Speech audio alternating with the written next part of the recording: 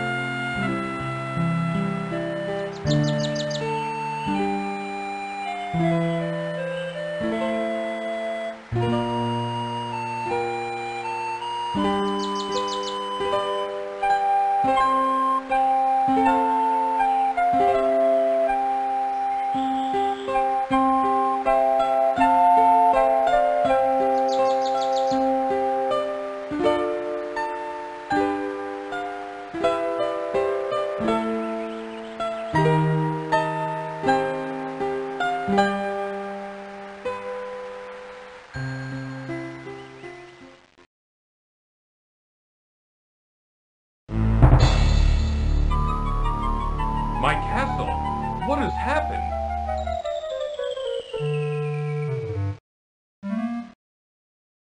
Ooh, I can tell you what happened. What?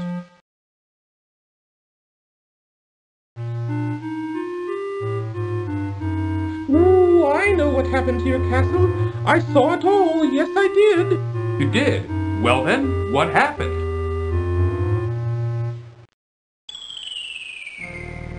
Ooh, it was the powerful and evil wizard Mordak who did it.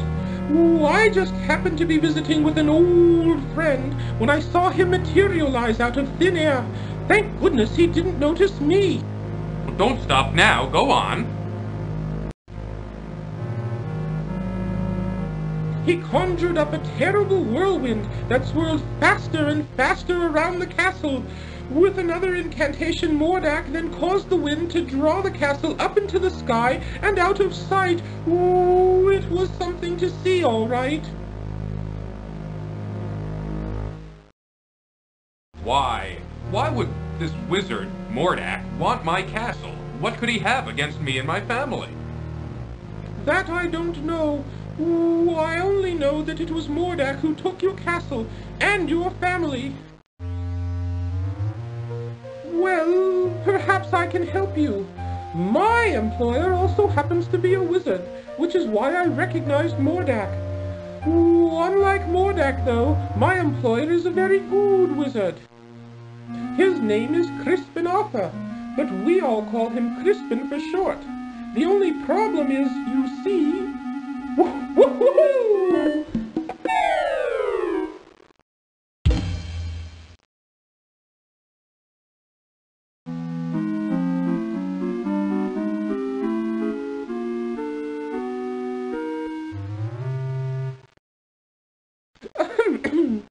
Anyway, where was I? Oh, yes. The only problem is that Crispin is getting on in years and tends to be a bit forgetful. I don't know. This doesn't sound as if it would work. Oh, sure it would. Crispin is a very qualified wizard, one of the best. He just gets a little forgetful now and again, that's all. Now, where is it? Oh, I know I brought it with me. Aha! Here it is. What is that? Well, it is my opinion that you don't stand a chance against the likes of Mordak. Oh, excuse me for saying, Your Majesty, but you don't have a choice. You must come with me. I'm sure Crispin can help you.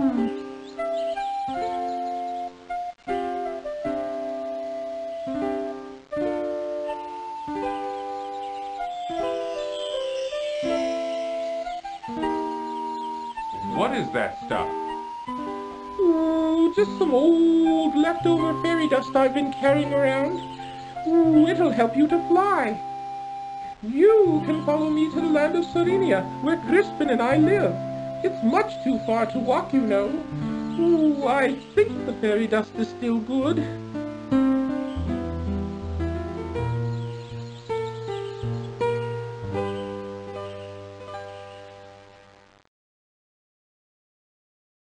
Come on, up here!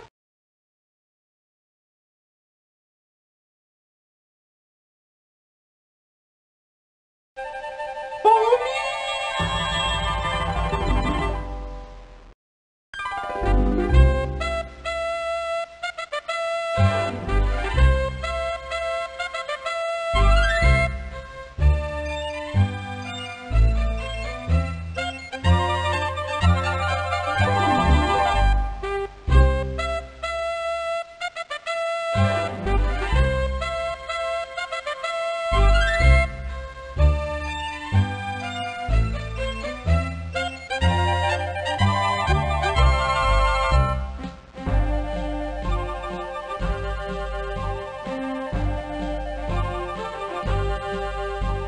There it is, down here! Come on!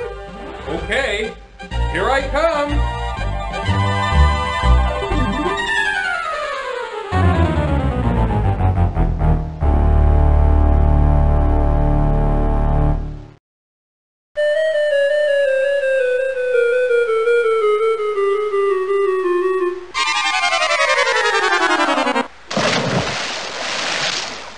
Ooh, looks like the fairy dust just wore off.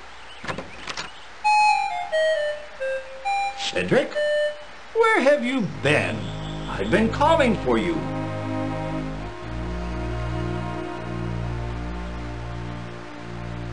Well, well, what have we here?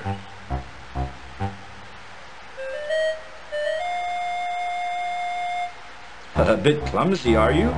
Well, come on in the house and dry off. No sense sitting around like a wet dog.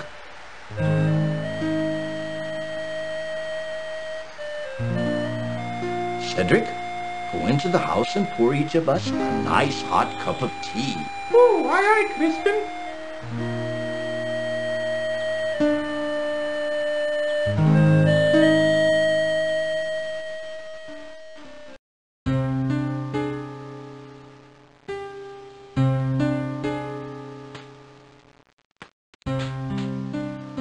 The Society of Wizards has always taken a dim view of Mordak and his abuse of his power. Why, he's even been put on suspension a few times. It never seems to do any good, though.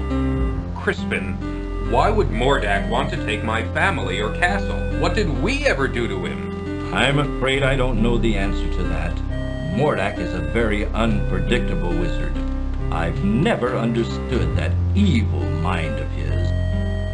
Ooh, I thought perhaps you could help His Majesty, Crispin. That's why I brought him here. Well, let me see now. I used to be a very powerful wizard at one time, you know, but I've gotten a little rusty lately. A little rusty. That's quite enough from you, Cedric. Ooh, yes, sir, Crispin, sir.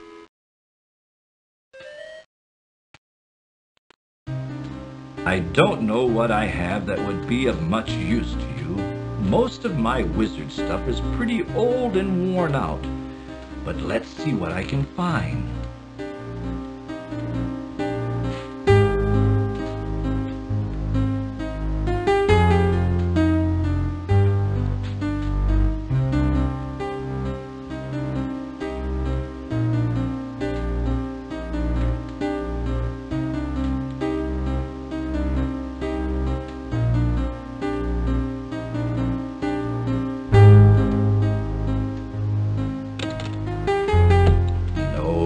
That won't do. That's all used up. It might work. Here, eat this. What is that? That's an old piece of magical white snake I had left over from last year. With it, you'll be able to communicate with the natural and animal world. You could find that quite helpful.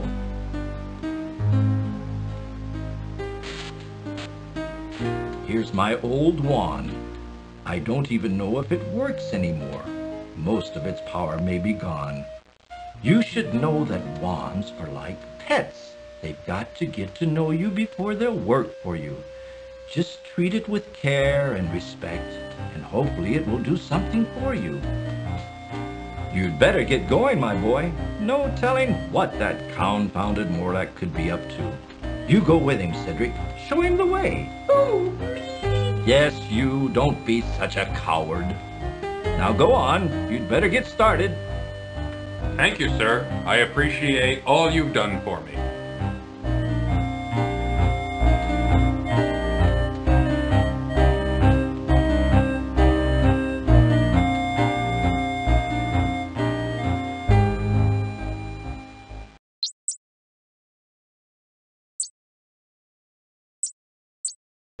I suggest we visit the town first. How about it, Your Majesty?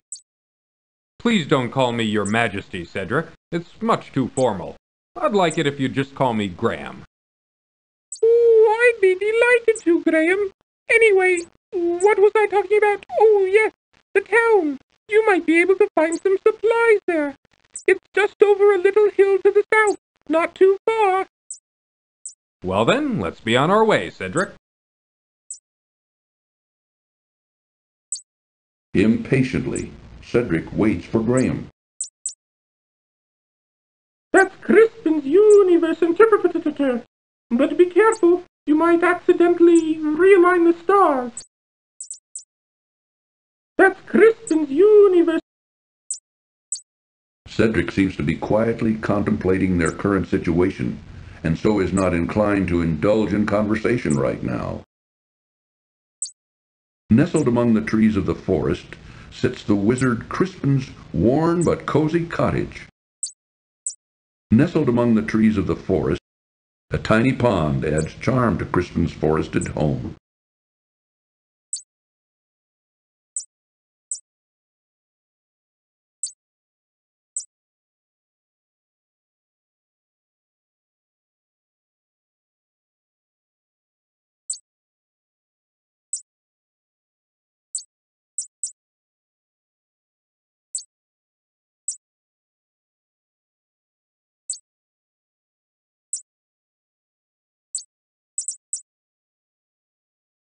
Graham, watch out! A poisonous snake!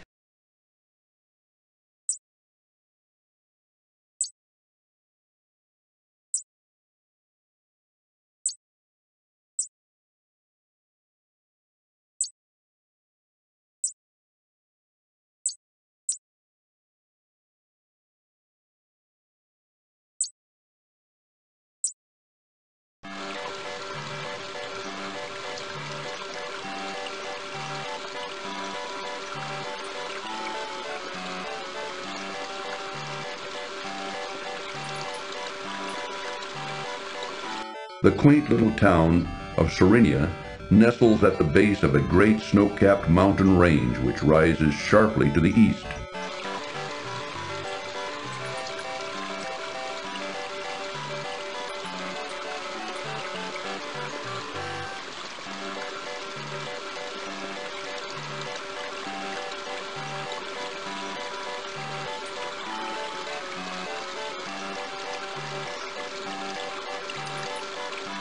If you're going into town, I'll just wait for you here. I had a nasty run-in with a big dog once, and I feel much safer out here.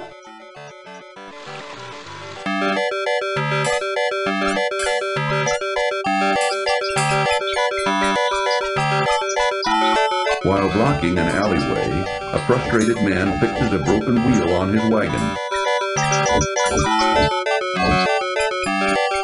How goes it with you, good fellow? Not well, I'm afraid. This old wagon's always giving me trouble. Can I help you in any way?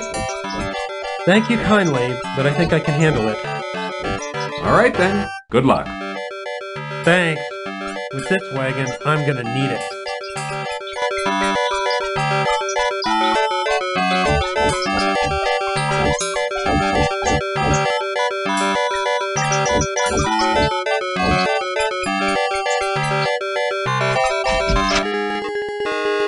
May I help you, sir?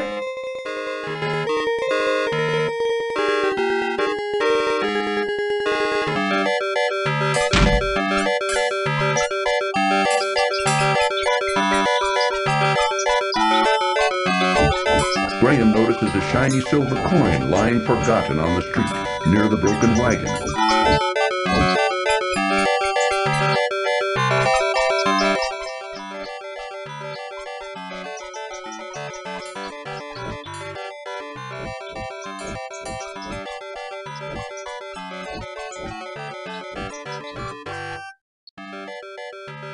Bending down, Graham quickly retrieves the silver coin from the street. Graham notices an old wooden barrel on the street corner. Inside the barrel, Graham sees an old rotting fish.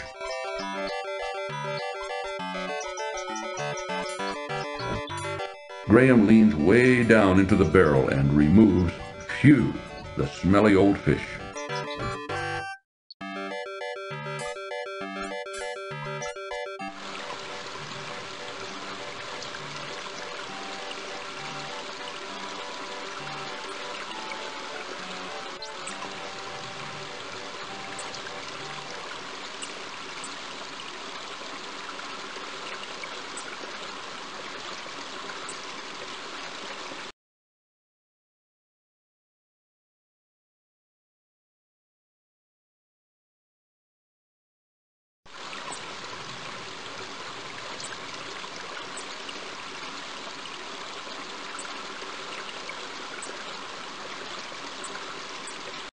I'll wait for you here, Graham.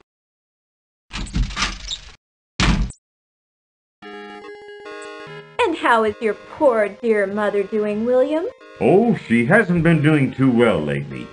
But my brother and I help out whenever we can. Thanks for asking, Amanda. Austin, keep your fingers out of that pie.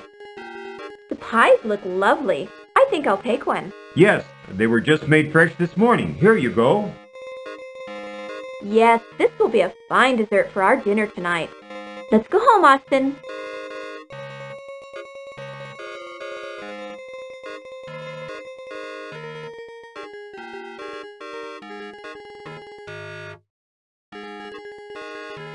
Here's the last of the pies. Welcome to our bakehouse, traveler.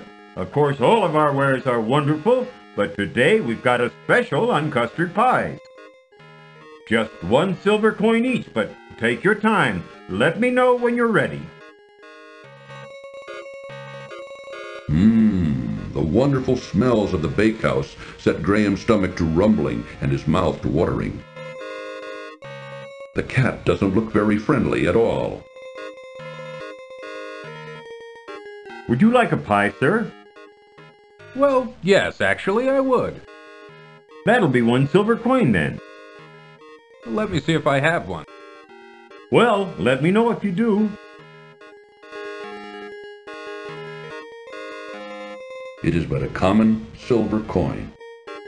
Phew! This smelly old fish is disgusting. The old wand doesn't seem to have any vitality left in it.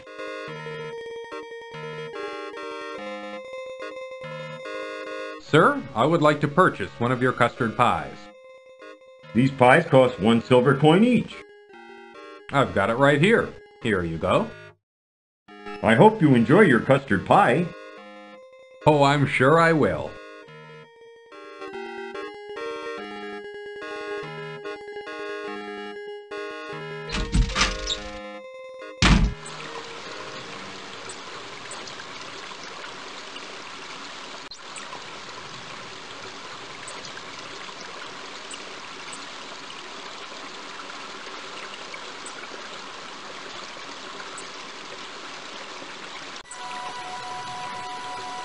Watch out for the bear, Graham. A large bear seems to be very interested in the honey inside the old tree.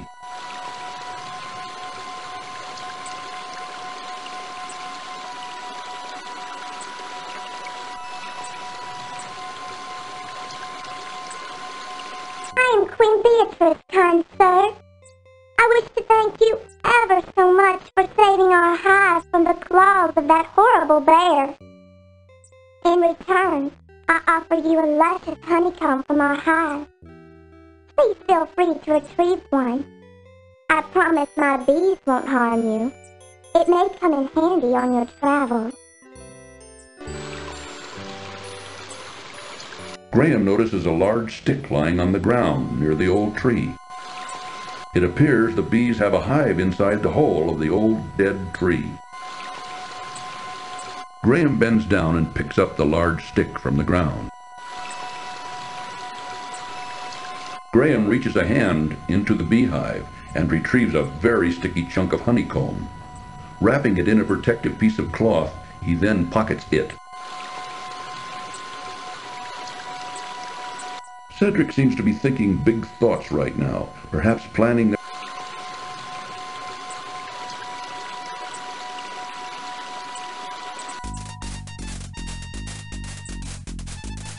A bully of a dog terrorizes the poor ants as he playfully digs at their large anthill.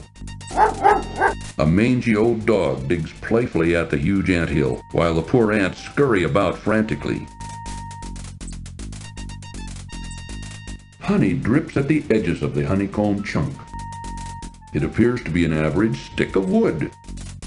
The custard pie looks delicious.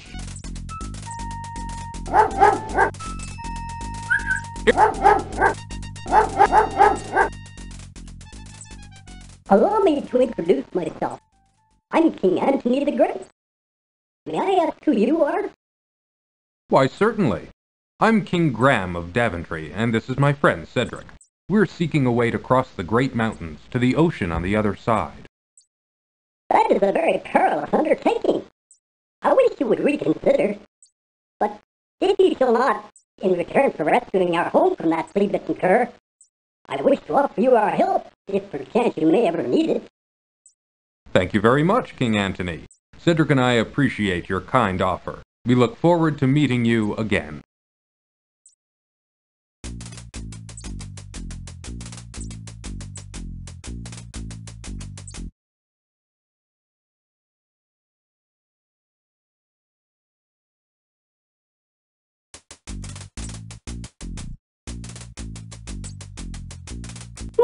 There's nothing but a hot, dry desert for the West.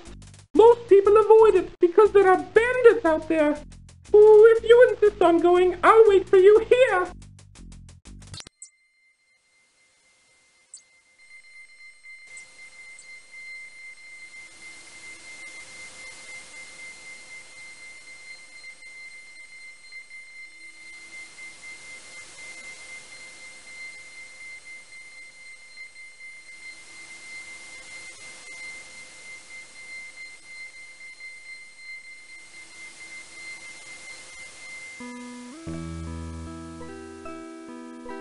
A small oasis.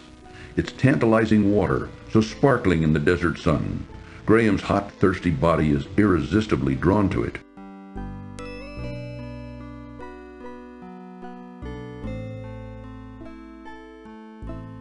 Ah, life-giving water, nectar of the gods. Graham can now feel strength and renewal flowing through him.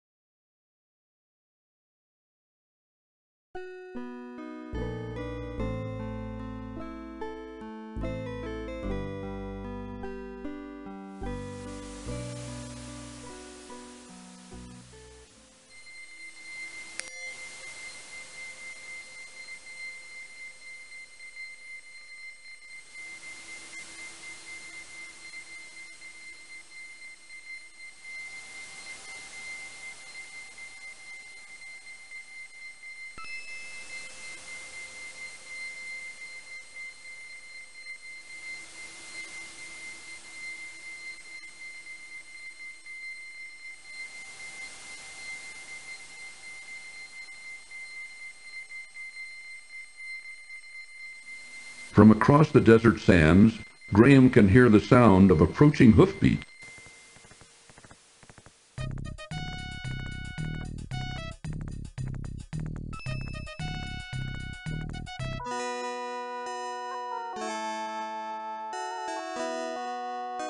Open sesame!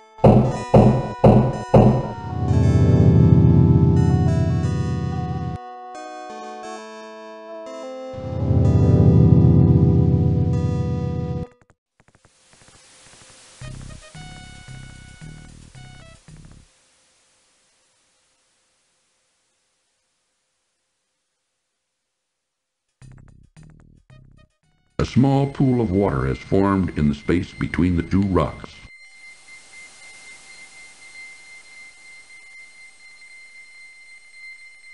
Ah, life-giving water, nectar of the gods. Graham can now feel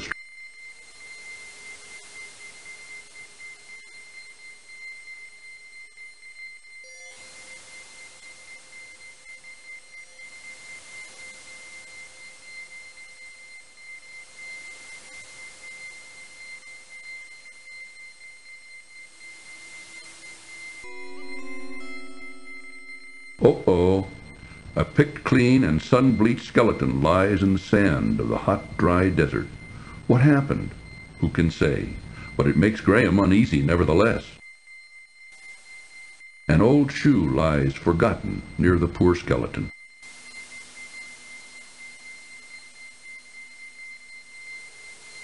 Uneasily, Graham reaches down and removes the old shoe from the desert sand.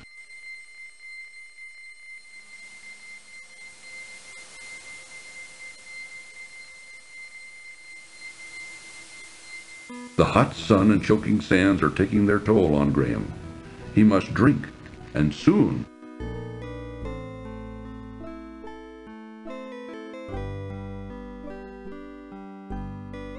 Ah, life-giving water.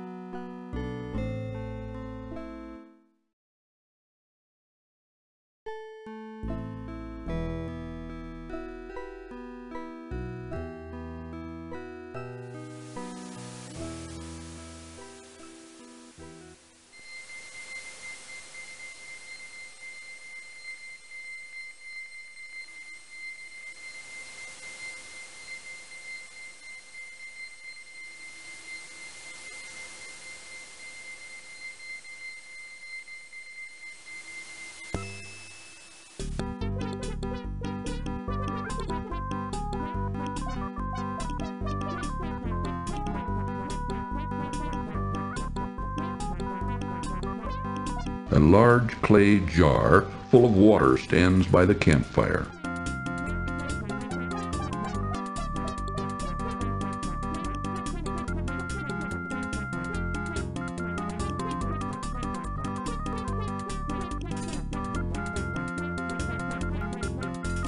Ah, life-giving water, nectar of the gods.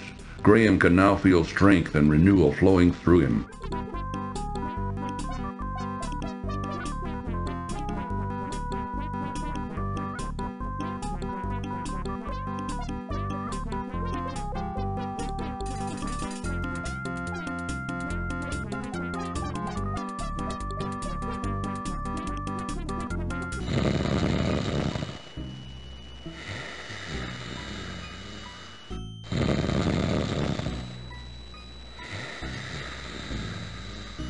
Taking care to be very quiet, Graham reaches out and takes the staff into his possession.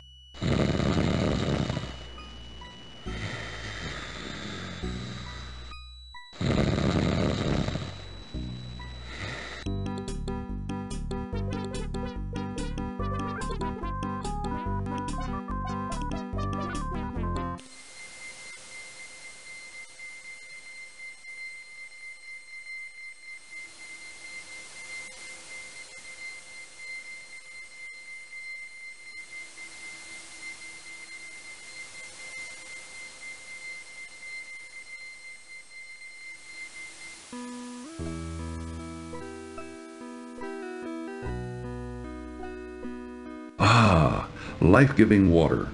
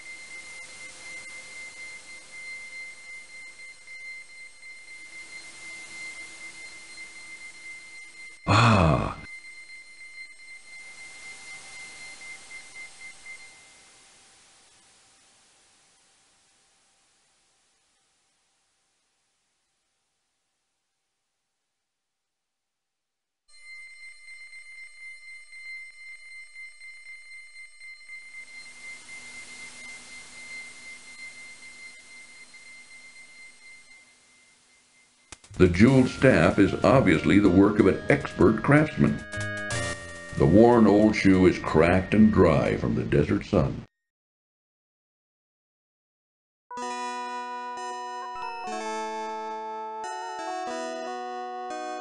Open sesame! Oh no! The staff broke! Near the temple door sits an old tarnished brass bottle. Quickly, Graham grabs the old brass bottle. Bending down, Graham hurriedly picks up the gold coin from the temple floor. Hurry! The exit door is about to close. Phew, that was close. The staff lies in several broken pieces on the temple steps.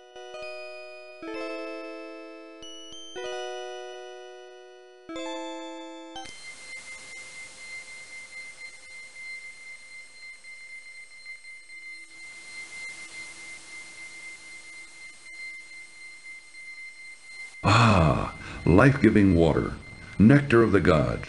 Graham can now feel strength and renewal flowing through him.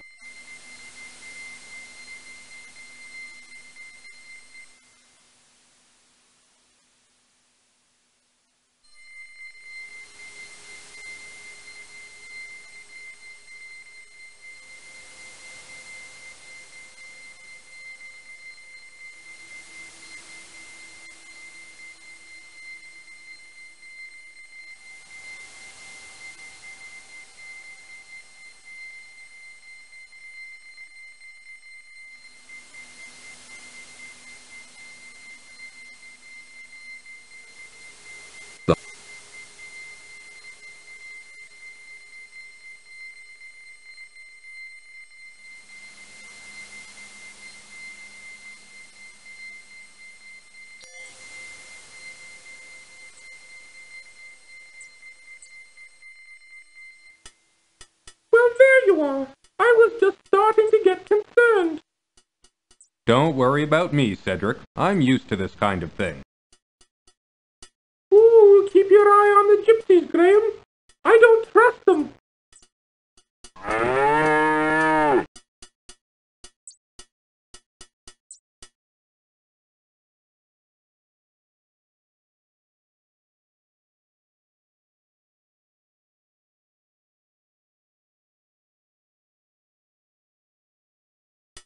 Within the gypsy encampment, Graham notices a tall, burly man who keeps a suspicious eye on him and Cedric. Impatiently, Cedric waits for Graham. A large ox, tied to the gypsy's wagon, peacefully munches on grass. A gypsy wagon is encamped here at the edge of the woods. On the side of the wagon, the words, "Fortune Teller," have been painted.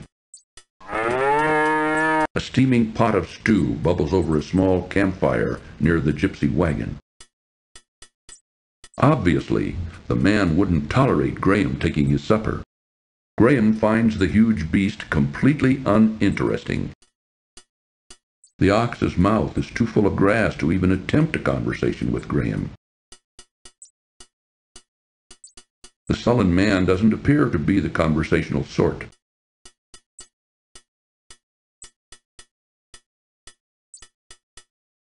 It will cost you 1 gold coin to see Madamushka.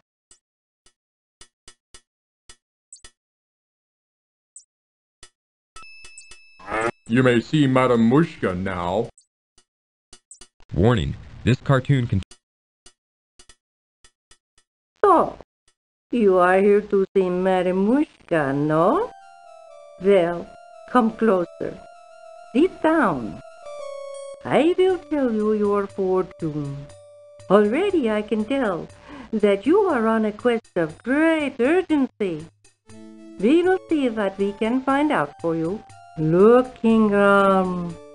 Look into the crystal ball. Look, Mananan, look what I have for you. Take a good look at what you did to my brother, Alexander. Because of you, he's doomed to spend the rest of his days as a cat, and there's nothing I can do about it. But you can do something about it. Since you're the one that did this to him, you're the only one who can turn him back again. Back to the wizard Manannan. Alexander! I don't know how, Mordak. I'm not a wizard. I just happened to stumble across some magic spells and accidentally turned your brother into a cat. I didn't mean it. Please believe me, Mordak. I don't know how to turn him back into a wizard. You're holding out on me, little man. You're taking advantage of my good nature, but not for long. If I don't get a change of tune from you soon, I'll feed your family to the cat, starting with your dear mother. Remember what I said. I'll only give you a little more time to decide before your family becomes cat food. That is all. But I see that your mission is very dangerous indeed. I will give you something to help you. Here, wear this. It is a magic amulet. It will protect you against all but the most powerful magic. Good luck, King Graham. Be careful. That Mordak is a bad one. Thank you, Madam Mushka.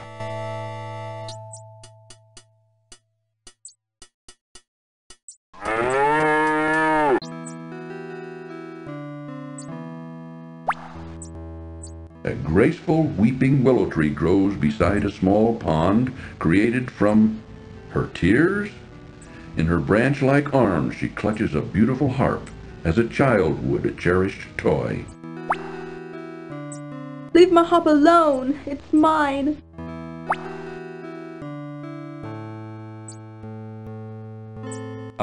Miss Willow? Yes? You can talk? Why, of course I can. What did you expect? Well, I've never seen a talking tree before. What's wrong? Everything's wrong, can't you tell? I'm not really a tree. I'm really a princess. You see, my fiancé and I were walking through this wood when a nasty old witch came along and was instantly charmed by my handsome prince. When he naturally refused her advances, she jealously banished him to a faraway land and turned me into a tree. Then she stole my heart. Stole your heart? Yes. She turned my heart to gold and took it away with her. The only way I can become human again is to have my heart brought back. Now, all I have to cheer me up is my harp. It's quite magical, you know. It plays the sweetest music you've ever heard. Now please, leave me alone in my sorrow.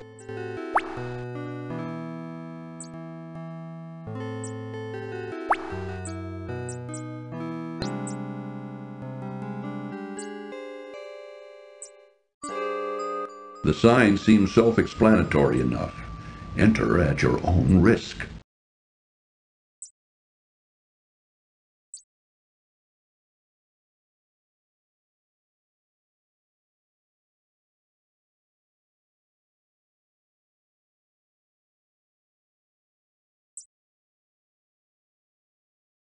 The amulet is attached to a soft leather thong.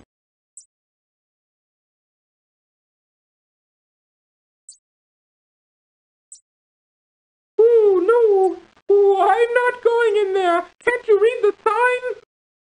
Come on, Cedric. There might be something important in here. Go if you want to. I'll wait here.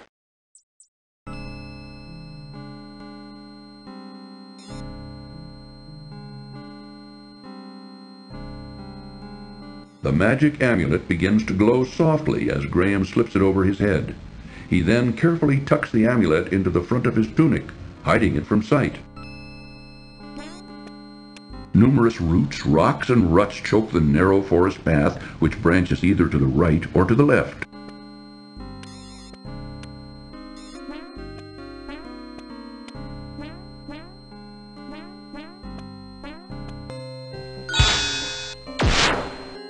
To Graham's great relief, it appears that the witch's magic has been stopped by the amulet he is wearing, just as Madame Mushka said it would. Of all the ugly hags Graham has seen in his life, this is by far the ugliest. What are you doing in my forest, young man? Don't you know you're trespassing? Oh, I didn't know this was a private forest. Do you own it? Of course I own it. It's mine. And what did you do to my magic? I don't think you need to know. Now tell me something. How does one leave this confusing forest? I'll never tell. I'm afraid you're stuck, dearie. Now you're my prisoner. We'll see about that. Yes, won't we?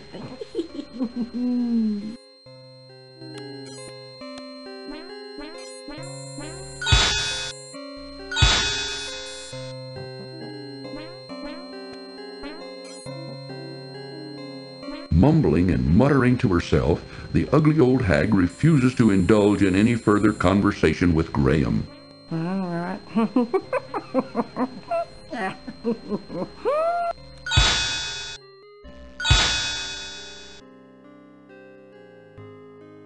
Mumbling and muttering to herself, the ugly old hag refuses to indulge in any further conversation with Graham.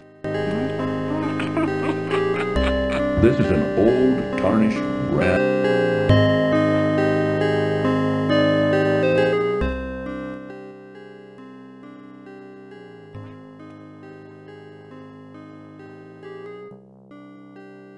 This is an old...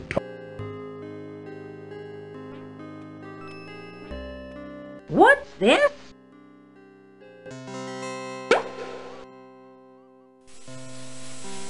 Ah, freedom at last! Now you spend the next 500 years in a bottle.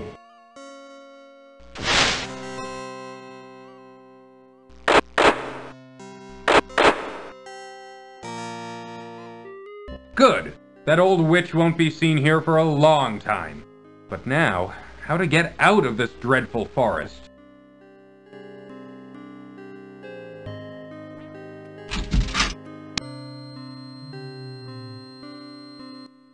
The old witch's house has been crudely fashioned from an old tree trunk and salvaged stone. Being cold and creepy, Graham finds he would just as soon hurry up and leave. The old witch's house has been crudely... The old witch's house, tucked under a large crack in the wall, which seems to serve as a window, Graham sees an interesting wooden trunk.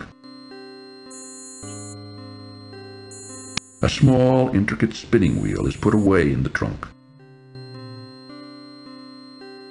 Reaching a hand into the trunk, Graham retrieves the small spinning wheel.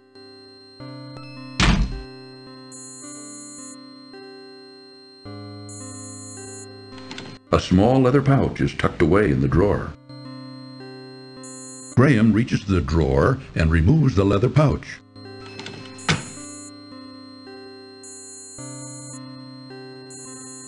This appears to be a small, intricately constructed spinning wheel.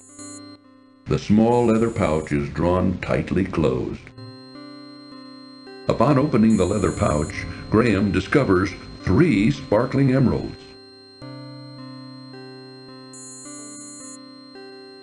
An interesting incense burner hangs from a protruding tree branch. Occasionally, from within it, a tiny glint winks. What's this? Why, it's a little key.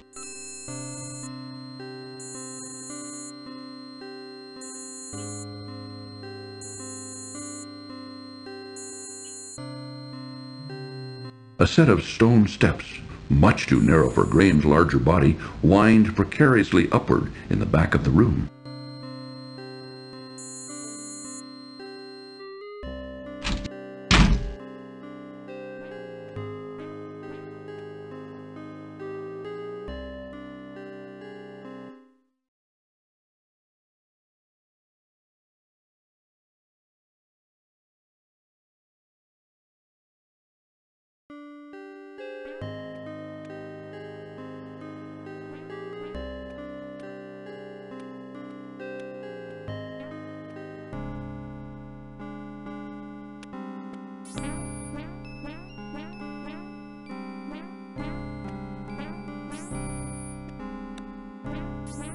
A small door built into the trunk of a large twisted tree catches Graham's attention. It is a tiny brass key. Graham finds that the little key fits perfectly in this lock. Graham is charmed to find a little golden heart inside the door of the twisted old tree. Reaching into the little door of the tree, Graham extracts the little golden heart. The small heart is made of pure gold. It seems to Graham that there is an unusually large number of toads in this forest.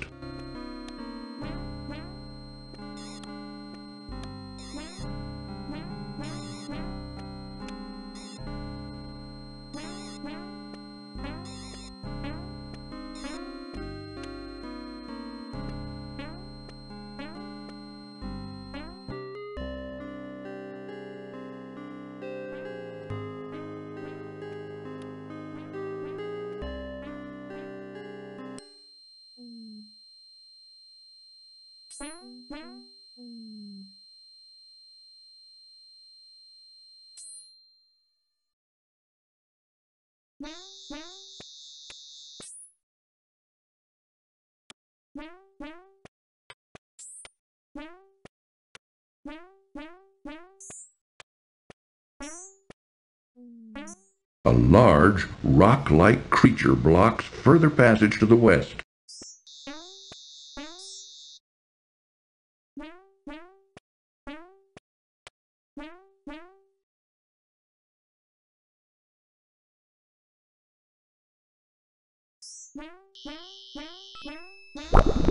Graham squeezes the honeycomb as hard as he can, which causes the honey to drip out of it onto the ground, creating a sticky little puddle at his feet. Now all that's left of the honeycomb is a piece of beeswax, which Graham puts back in his pocket.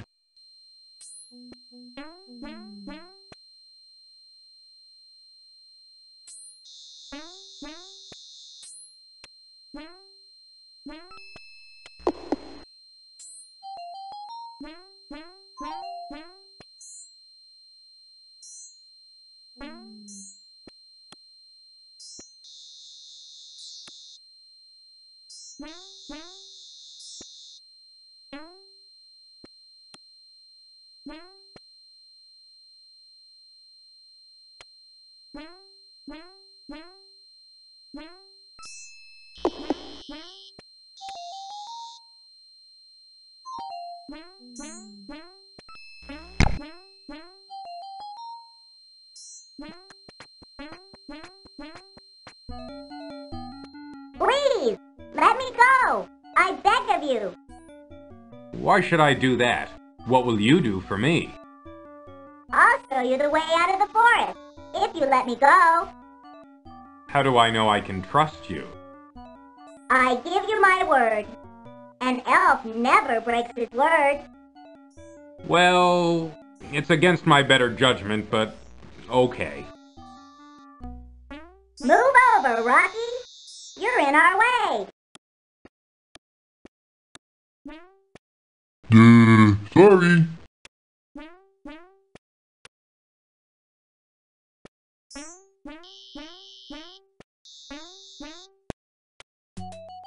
Follow me! In here!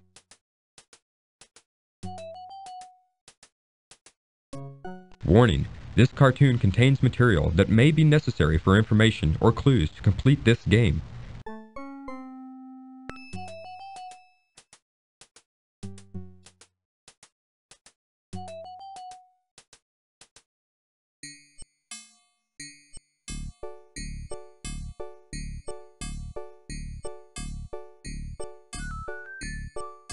Hey! Over here! I've got something for you.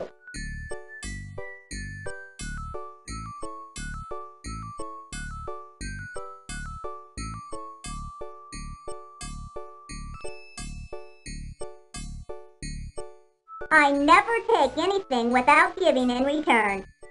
For your generosity in giving me those exquisite emeralds, I give you my finest pair of shoes.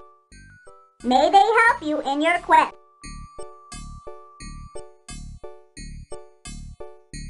Follow that passage over there. It's the way out of the dark forest. Thank you very much for all your help. I'm sure I'll be able to find a use for these fine shoes.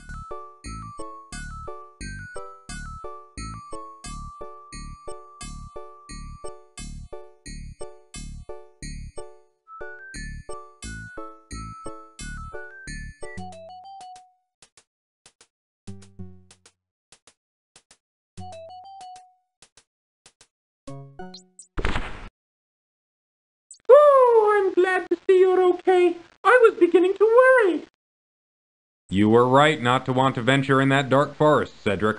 I thought I'd never get out of there alive.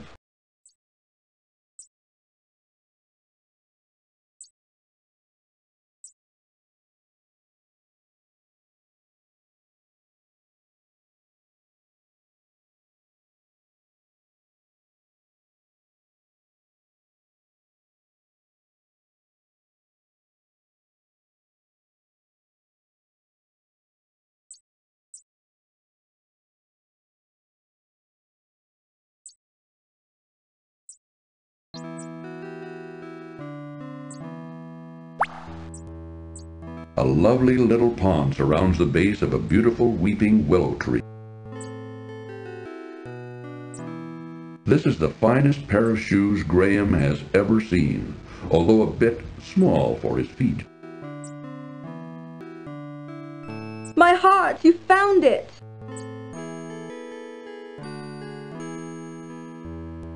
I don't need this old thing anymore. Look at me, I'm a princess again. Herbert! Alicia.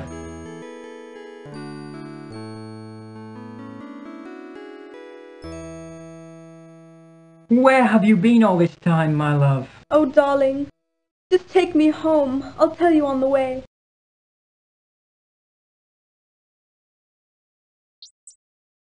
A beautiful harp lies on the ground near the small pond. Now, why would she toss aside this beautiful harp? Well, if she doesn't want it, I'll take it.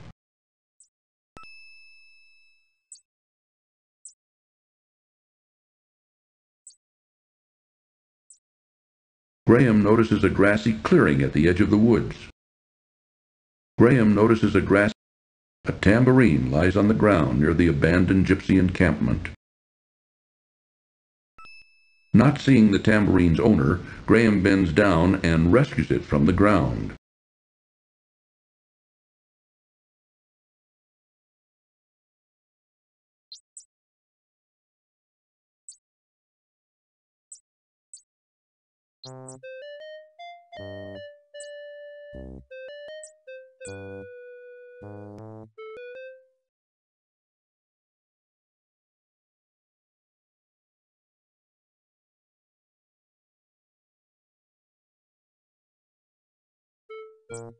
An old grandfather gnome sits contentedly on an old stump and smokes a large pipe while watching his grandson at play.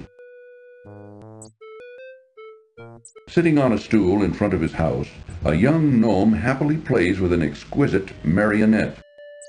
The entrance to the small house is through a crudely constructed door. Well, what you standing around here for? Go on about your own business. The young gnome is more interested in his marionette than in Graham. Excuse me, sir. Oh, I'm terribly sorry to bother you. I was just noticing your son's marionette. It's very interesting. Where did you get it? It's grandson, not son, and I made it for him. Why do you care? I just wanted to comment on its artistry. It's very well done. I don't suppose it could be bought. If it could, the price would be very steep. I reckon you couldn't afford it. Now, leave me and my grandson be. This appears to be a small, intricately constructed spinning wheel.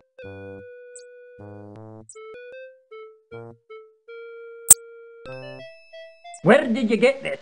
I thought I had lost it. Oh, is it yours? I found it in the old witch's house in the dark forest. So that's where it got to. The old hag took it, eh? You know, this ain't an ordinary spinning wheel. It's not? Well, what's so special about it? Why, this spinning wheel can spin straw into gold, that's what. Except you gotta know how to use it. I doubt even the witch could figure that out. Thank you for bringing it back to me. Now wait, not so fast. How about that marionette? Don't you think the price of the spinning wheel is worth at least twice that of the puppet? I'd love to have it. Yeah, I guess so. Boy, give that marionette to the man here. I'll make you a new one. Come on, boy. Let's gather up some wood for a new puppet.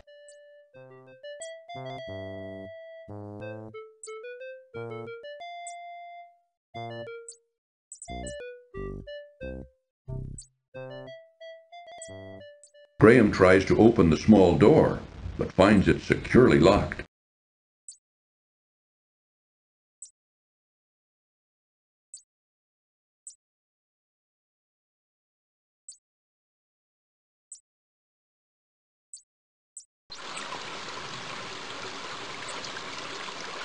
A large haystack dominates the area in front of the barn.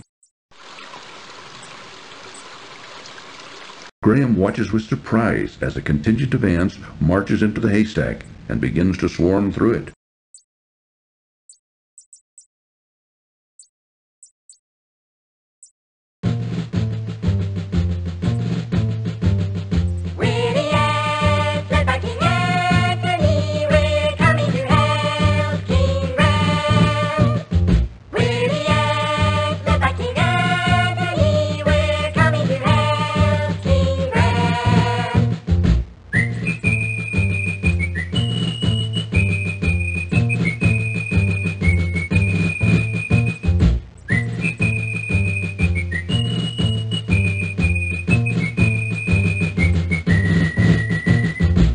I'm glad to see there was a way that we could be of help to you. Look here. We found a golden needle in the haystack. I'd like to present it to you. Perhaps you can find a use for it. Why, thank you, King Antony. I'm honored. Good luck in your travels, King Graham. And be careful.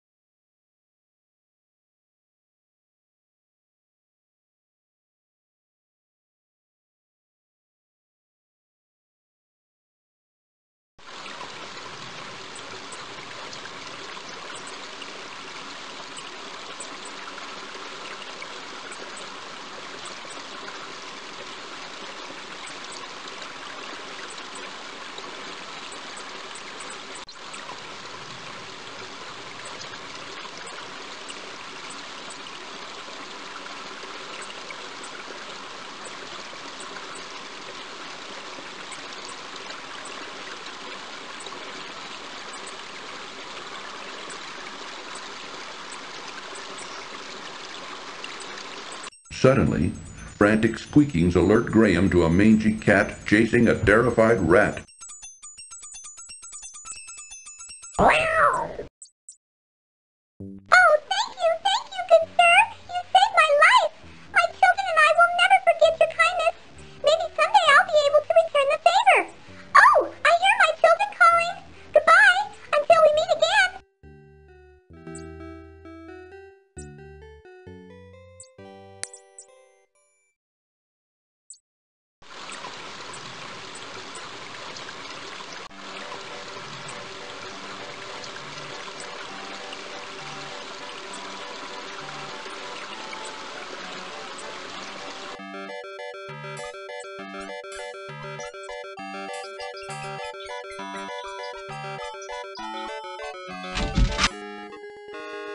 May I help you, sir?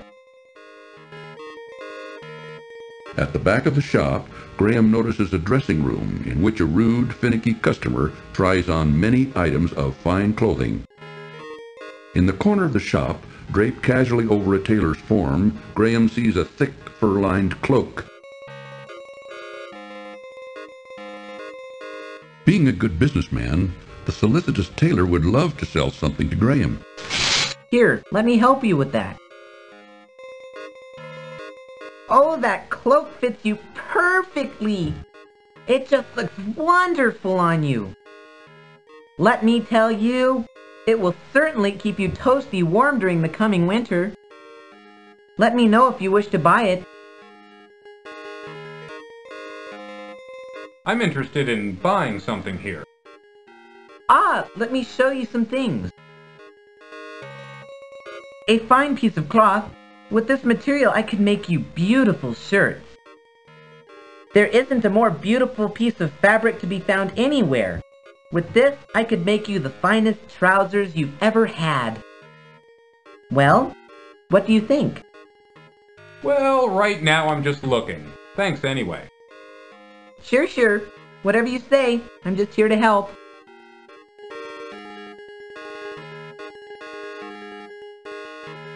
This is a large golden needle.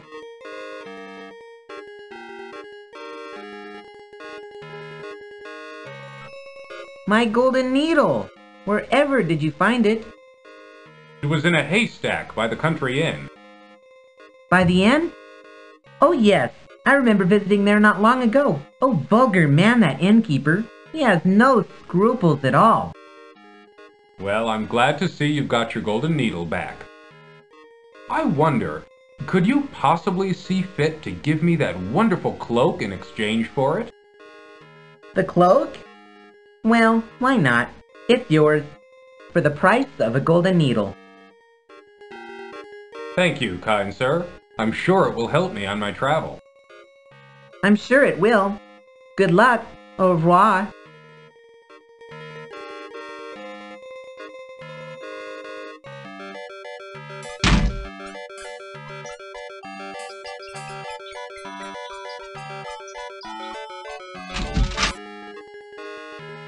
Come on in, look around. Let me know if you're interested in anything.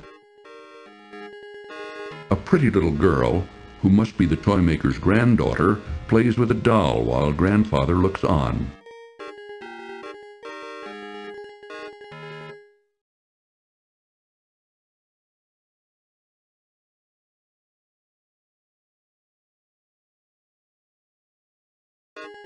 The shipment of carving wood hasn't come in yet. What should we do? If it's not in by tomorrow, I'll send you to the sawmill. Okay, Papa? Grandpapa, Yeah, my darling?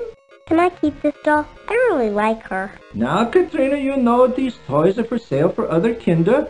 Besides, you've got plenty of dolls. You can play with her, but just be careful. All right, Grandpapa, I'll take care of her.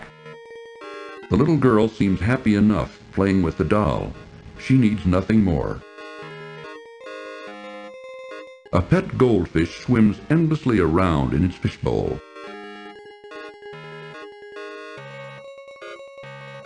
This is a fine little toy shop you have here. You must be very proud. Danke, son. I've worked very hard at it over the years. But you know, you need to really love it. And I do. Are most of these toys your creations? Yeah, most of them. But not all. Some my son made, some I bought, some I traded for. You're very talented. Danke. Well, let me know if I can help you.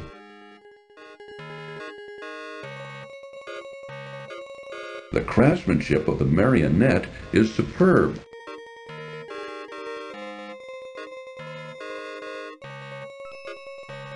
Where did you get this wunderbar marionette?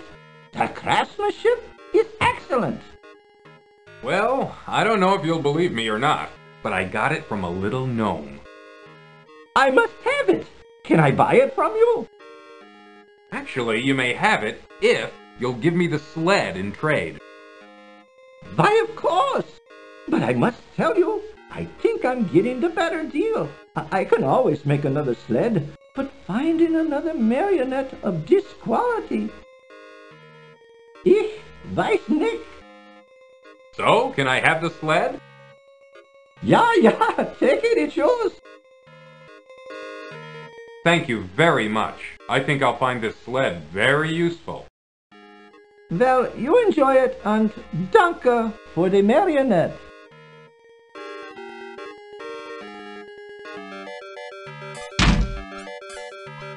The town is busy with people going about their daily chores.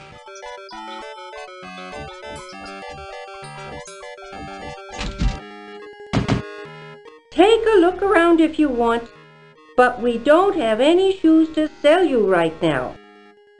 We sold our last finished pair yesterday. Our business ain't doing so good anymore, and we're getting too old to keep trying. Is there anything I can do to help? There ain't nothing you can do, short of buying us out. But like I said, if you want to look around, feel free. Okay, thanks. A skinny old dog lies down on the hard floor of the shoe shop. This old dog doesn't appeal to Graham. The poor woman has enough troubles of her own without worrying about Graham's. The old shoemaker wearily hammers tiny nails in a shoe sole. He doesn't even seem to notice Graham.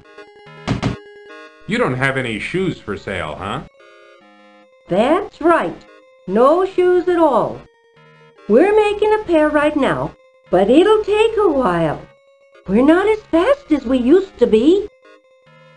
Oh, that's okay. My own boots should carry me through the rest of my journey. Sorry, son. We're doing the best we can. The old shoemaker wearily hammers tiny nails. This is the finest pair of shoes Graham has ever seen.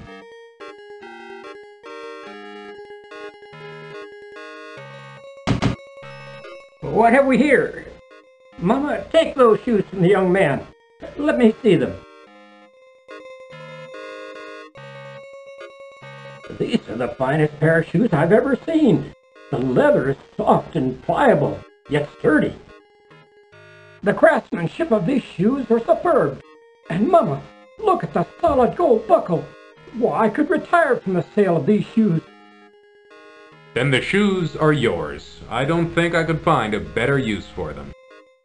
You are a godsend, young man. How can we ever repay you? You don't need to repay me. Just knowing I helped you is enough for me. Well, it ain't much, but it's all I've got to give. Here, take my cobbler's hammer. Perhaps you can find a use for it. Since I'll be retiring, I won't need it anymore, thanks to you. Why, thank you. A hammer could be very useful on my journey. Take care, young man. We'll never forget this. That's right, son. We'll finally be able to retire in comfort. You'll be in our hearts from now on. Come on, Mama, let's go home. Let's celebrate our good fortune.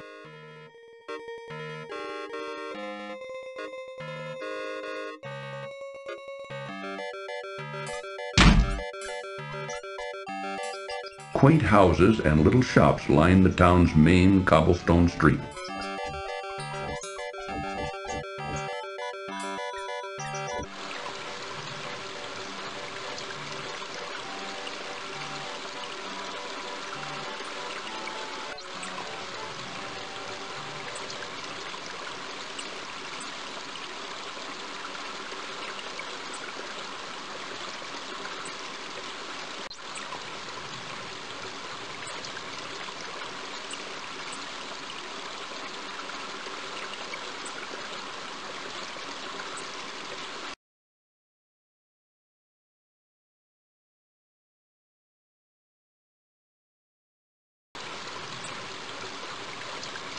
I'll wait for you out here. I don't like that place.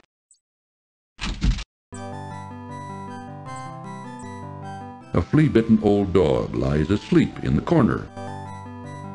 Graham notices three rough-looking men huddled over the bar in serious conversation. Since they're talking in such low tones, Graham can't quite hear what they're saying. The three men haven't noticed Graham yet, Perhaps if he got a little closer... The dog is just out of Graham's reach. You know that job we pulled yesterday? Where's the rest of the loot, huh? I think one of you guys is holding out on me. Gentlemen, please excuse me. I didn't mean to interrupt you.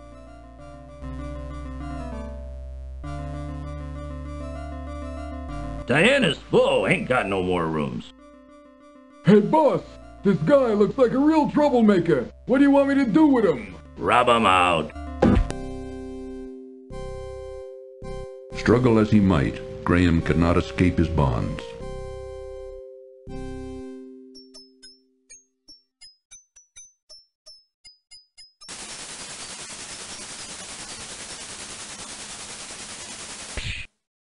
I told you I'd repay your kindness when you saved me from that horrible cat.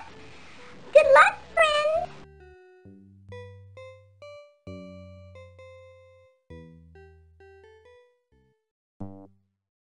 Graham stoops down and picks up the sturdy rope from the stone floor.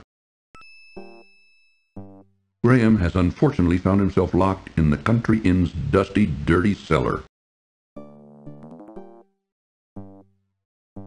A cobbler would normally use this small hammer to make shoes. This is a small, well-crafted sled. A good strong rope is a handy item to have.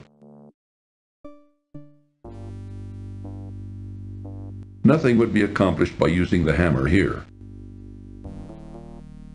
Using the cobbler's hammer, Graham pounds on the rusty padlock until it breaks apart.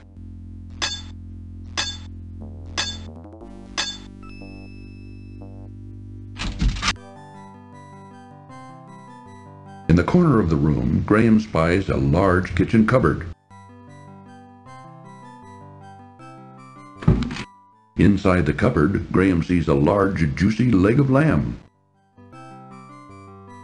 Reaching into the open cupboard, Graham pulls out the savory leg of lamb.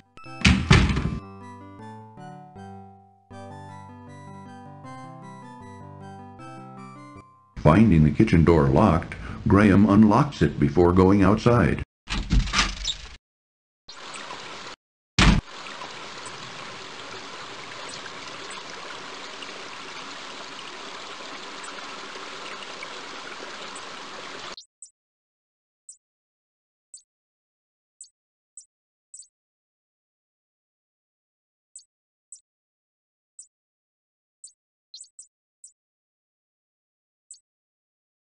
What a wonderful bluebird!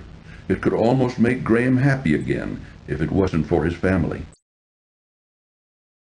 Graham could never catch the bluebird.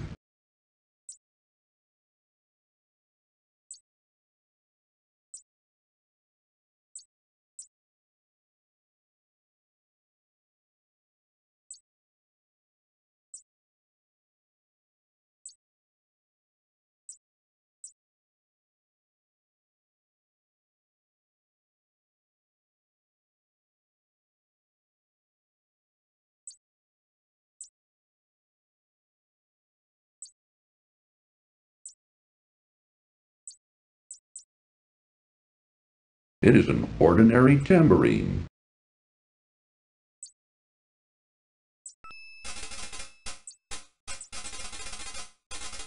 Begone, you slithery varmint! Scat!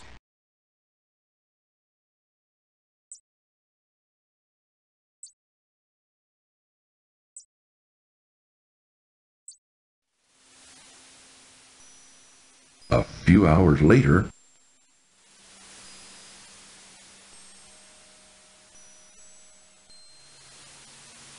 Graham begins to shiver at the sudden drop in temperature.